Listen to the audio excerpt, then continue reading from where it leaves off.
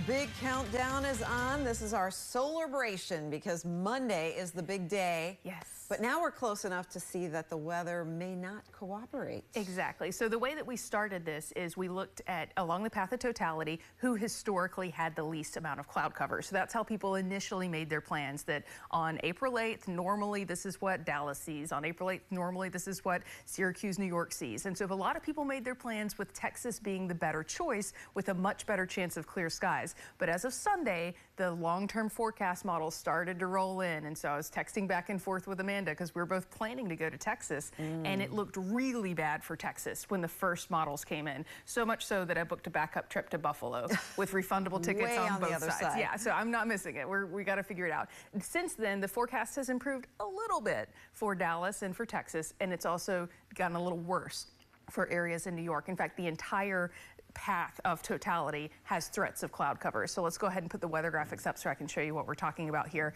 First of all, we've got our countdown. We are 6 days away. Wow. Ooh, yes. Now, when we start to get within 3 days, that's when the forecast quality gets a little better, and that's when we'll start to make those final decisions. What tickets are we canceling? What tickets are we going to keep? And so this is the eclipse forecast. I've put the path of totality right there with some of the cities, and you can see that big weather system that's really close to the path of totality. So we've got to get that out and start to clear out behind that. But you can see the bank of clouds stretches well beyond Dallas and Little Rock all the way out closer to Nevada. And so these could be high clouds.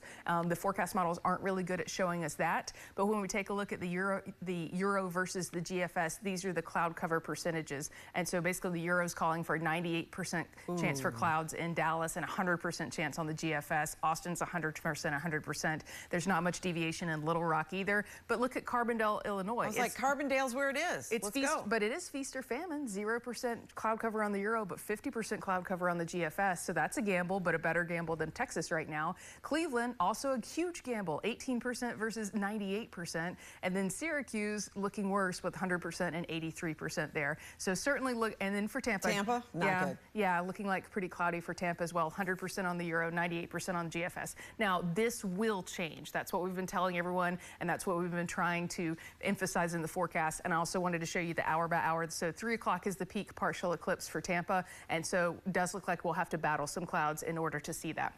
So there's a reason that this is going to change. Okay. Long-term forecast models are not high resolution. And so in a 500 square mile area, if there's one shower, it'll show showers for that entire square mile area. Okay. And so as we get closer, especially within 48 hours out, now the higher resolution weather models start running. And we're talking about a 3-kilometer resolution instead of a 9 or a 25-kilometer resolution. And so it's at that point that you can make better decisions. Friday, Saturday. Saturday. And so that's when we'll start to make cancellations and that sort of thing. So I wanted to show you some solar eclipse tips that are weather related, especially if you're dying to see it. Ditch that generic weather app on your phone for forecast decisions. It is no good in this. And so if you're traveling to the path of totality, start following the local meteorologist on television in those cities where you're thinking about, because they are hyper forecasting for this. And there's also some eclipse specific forecast sites. My favorite is from a grad student named Tomer Berg. And so if you Google Tomer Berg eclipse forecast, his page will pop up. It's very user friendly. It's very easy to understand. And it's going to help you make those decisions if you're trying to get to that path of totality. Like you and Amanda are. With those clear skies. So. We know she's serious when she booked the backup flight to Buffalo.